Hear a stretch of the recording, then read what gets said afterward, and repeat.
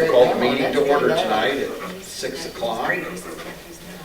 And we'll look over, and if there's any additions or corrections to the meeting from February.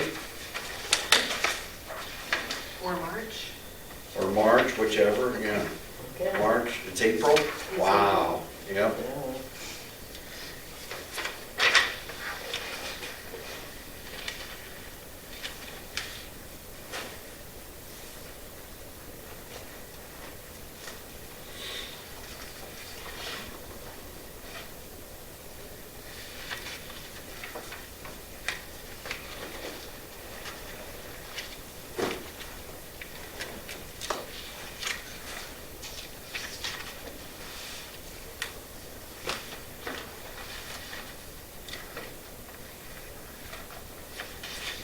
All right, well, we looked it over. Anyone have a motion for approval of the minutes from our March meeting?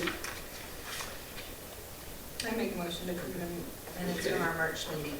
We have a motion. Do we have a second? I'll second that. All right, we have a motion and a second to accept our March 13th, 2025 meeting. All in favor by saying aye? Aye. Opposed? Okay. Will you give the treasurer's report? Okay. So since Chris is not here, I will go over some of the financial reports. So looking at the operating fund, we have a balance of 1.45 million. The gift fund, 9,000. The rainy day, we have 341,000. Looking at some of the appropriations for this year, we're wanting to see 75% off to the side. We are seeing program supplies, it's just slightly low, which coming off of the winter readings, it's actually pretty good. E-books is low, but we were planning on spending more in that category anyway. So that was something that was planned for transferring from books into e-books at the end of the year or before the end of the year as we need. Gas is fairly low, but there should be enough to take care of the rest of the year at the end of the year. Publicity and marketing is down a bit, so we spent some money on a couple of banners that we'll be able to use at events. That's a multi-year investment for those, and we also spent some money on Wildberry, which is it's a program that we're able to do different marketing things with. And periodicals and newspapers is below that 75, and that is due to one-time costs at the beginning of the year.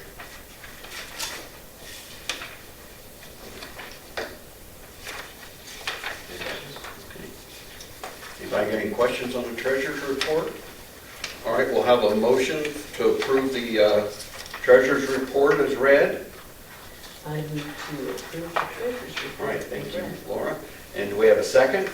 A second. All right, we have a motion and a second to approve our financial report. All right, we'll circulate claims and hear from Cody on our director's report. So we had 17 attendees for the showing of Princess Bride. We had 8 for the special showing of Dune Part 1 last week.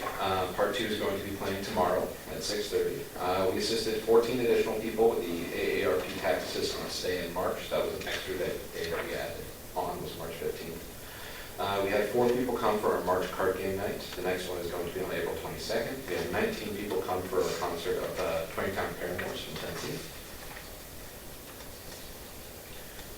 There were 19 attendees for the Fort Wayne Gem Society meeting that met and talked about the Schultz Gem collection upstairs. The April 8th game night, we did have to move inside. We were planning on doing an outdoor game night, but then it was below freezing, I believe. So we moved that inside and played some board games. Hopefully on May 13th, the next board game night, we'll be able to have that one outside. Spring is Reading Challenge will be over tomorrow. We'll draw for the winners at the beginning of the next week. April 14th through the 19th, we will be hosting an in-house Easter egg hunt throughout the library. So the eggs are going to be filled with a piece of candy, but then there's also going to be a golden egg that is kind of the main prize. It's going to be hidden pretty well, and it will actually have a gift card in it. Bingo will be on April 17th. We're going to be having our book sale April 24th and 25th. April 25th, which is the Friday of the garage sale, we're going to be open a little bit earlier. We're going to open and 7-Eleven. And we're going to be having our garage sale rest stop. We're going to be playing some cartoons in the auditorium to allow patrons the chance to stop in and have a rest. We're also going to have a couple of stations where people are able to check on their account status or sign up for cards. That's all in addition to the book sale that's going to be taking place that day. We're really hoping some of the extra traffic around town into the library is going to promote some people to sign up for the library card and see some of the services and things that we offer. Storytime programs have been doing really well. We've had some new families attending. One of them recently had 23 attendees, and the last one actually had 27, which is the most that Jen has actually had come to the program. Staff and development, we received a proposal from SRKM for them to put together a plan to move the server. That's actually in here. Plan and cost estimate will be used to obtain permission from the county council, so we can use those funds to move for the project. NILSC, which is the directors group that we're a part of, is planning a staff training day at Peabody Public Library on September 12th, where please can send a few staff members to that. The ILF Regional Conference is on May 7th at Allen County. I'm looking to send 3 to 4 staff members to that. I am also leaving that open for the board members, if you remember, that if you're wanting to go, let me know by Tuesday, because that's when you're going to buy one of them to register people for that, so if you're interested, let me know. Nearly completed staff evaluations. One had to be delayed due to a family medical situation. Outreach, community involvement. Andrea Baldwin has expressed interest in starting Friends of the Library group for us. I met with her and Marcy Wilhelm South to discuss the possibility. We're looking at moving forward with it. They are contacting some past members of the old Friends of the Library group to see kind of where to start with that. And we are looking at how to form it as an actual 501c3 nonprofit. What are they wanting to do with this? With Friends of the Library? Yeah. We're kind of picturing that they will run some of the book sale stuff, possibly some merchandising things that we can do. Trying to remember everything that we talked about. Advocacy work that we might need, messaging around town, that sort of thing. Basically volunteering for the library. That's a lot of what Friends groups do, yeah. I reached out to United Way of Whitley County and Whitley and Kosciuszko counties to ask about the local Valley Park Imagination Library. Part of the new Indiana budget is cutting some funding for that on the state level. So I saw that the Huntington Library did an event that would raise some money for the local Imagination Library. So I reached out and was asking them if they needed something like that and offered us as a willing participant that we could do something to help them raise some money for that. I was told I would be contacted by the president. I just haven't heard back yet. We're going to be a stop on the countywide scavenger hunt put on by the Whitley County Chamber of Commerce and State Farm. It's going to be on the 21st to the 27th. Building and maintenance. There was a power surge that knocked out some of our cameras. We were able to get those fixed. We had Kone come and take a look at our elevator. It wasn't responding to our call button, but when he came, it was working fine, and he checked everything out, and it all looked fine. He was saying it might have also been some sort of power surge that messed with it a little bit. I'm going to call Signature Audio to come check the speakers in the auditorium, because there's some changing volume level that's going on. That's kind of strange, so I just want to get that checked out. We placed 3 baby changing stations in public restrooms, and we're looking at putting up a 4th. So there are the 2 with bathrooms down here. There's currently one in the women's restroom up by the auditorium, and then the 4th one just got delivered, and we're going to put that one up in the men's room by the auditorium. We had to return the 4th one initially because it was broken, so we just got the replacement. There was a loose shingle on the roof after one of the storms. Mike Balzer came and repaired that. And I asked him about the age of the roof. He was thinking it's about 20 years old. And with losing the shingle and a couple of things that he saw up there when he was up there, kind of thinking about maybe looking to try to replace the roof next year. Technology, we're going to be looking at replacing 3 of the public computers in the next couple months. We replaced 5 last year because they were just getting a little older. So the computers there are working fine, but they're some of the older ones in the building, so that's what we're looking to replace with those. Financial side, it does look like an amended Senate Bill 1 will be passing this legislative session. The amended bill was negotiated between the House and the Governor's Office, which is why I'm pretty sure it's probably going to pass. Still working on reading the fiscal impact statement to see what might actually be happening with that. I did include that in the packet. current state budget proposal is going to cut the Indiana State Library budget by 30%. Most organizations are seeing a 5% cut. The Indiana State Library is seeing a 30% cut. Federally, there have also been cuts to the Institute of Museum and Library Services. That's going to stop some grant funds coming into the Indiana State Library.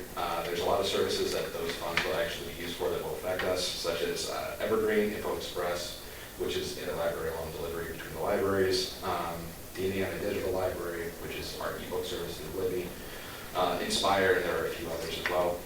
We don't know what the impact on those services is going to be at that time. We're looking at trying to plan for price increases for 2026. We do receive some federal funding for internet expenses. That's our E-rate program, which I believe is administered by the state. This program is run through the SEC. They give money to the state, and then the state gives money to us. We haven't heard anything happening with that at this point. The funding for E-rate goes from July to June as a state, as to fit with school budget years. We should have enough to make it through the end of this year in our internet budget if E-rate goes away for July.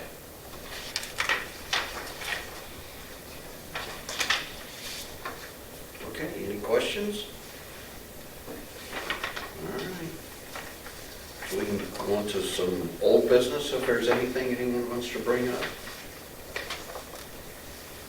Okay, how about our new business there, Cody? So plaque report, that's the quarterly plaque report. We sold one plaque card this quarter.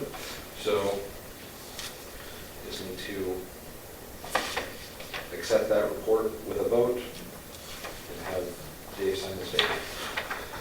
Have a motion to accept our plaque report, quarterly plaque report. Do I have a motion? Motion to accept? Motion to accept. Do we have a second? Okay. All right, I have a motion to accept, second to accept our quarterly PAC report.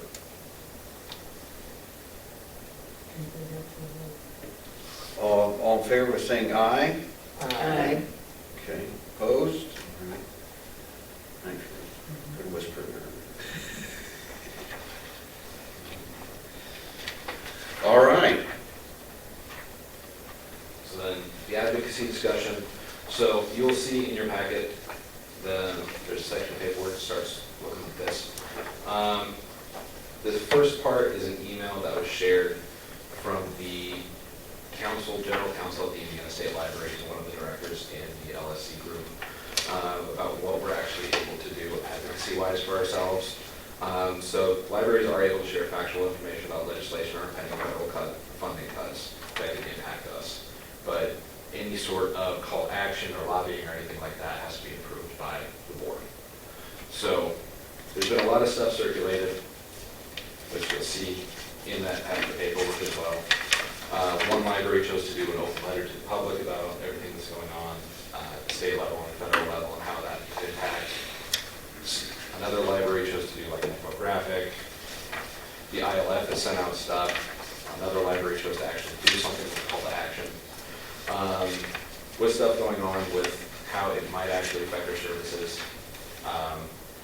I personally would just like to be able to give people, put out a couple of informational things, be as unbiased as we possibly can, because that's not our role. But with state funding cuts, federal funding cuts, and how it might affect services that people use on a daily basis, I just want to be able to let people know. I wanted to bring that to the board for discussion. I support informing the users in the library as to what's going on, because they may not know.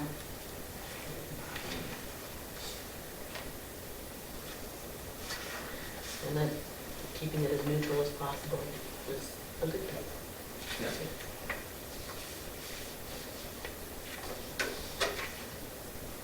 So, Is that something that the board is comfortable with us? Mm-hmm. Okay.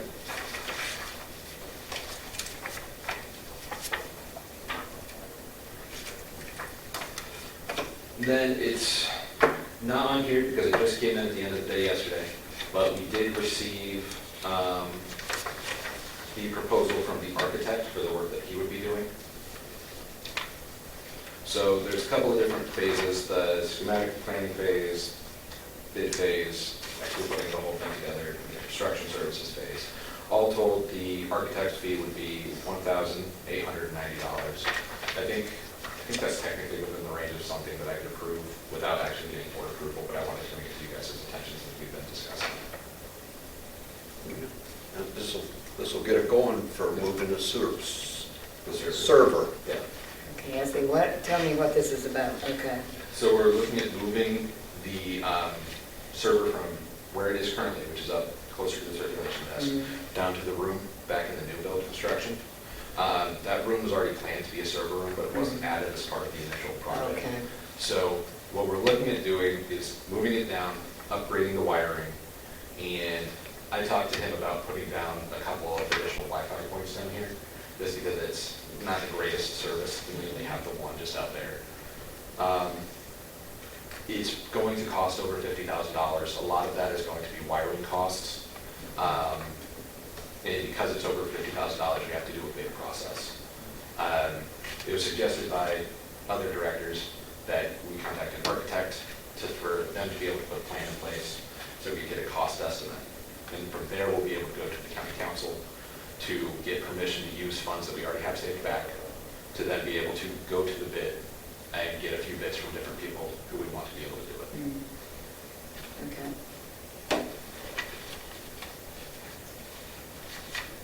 And both Chris and Matt sent an email that it looked good, because I sent it to the building committee yesterday as well.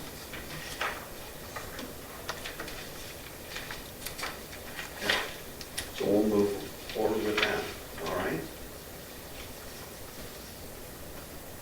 Anything? That's all I. Ruth? Oh, see, she's learning, okay. So Anybody this else? bid on this, excuse me, is just to prepare that room for, The room is finished and prepared for it to be moved down.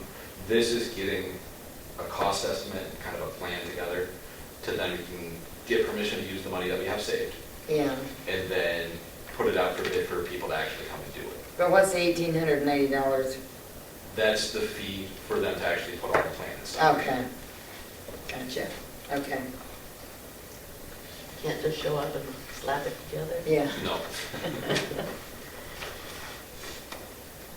And then the other paperwork I had in your packet, there was just an article about how Governor Brown said he would talk about the negotiations and how he would probably pass the bill as is, and then the legislative impact, which is kind of a summary of what the SB one is. So that's just Okay. the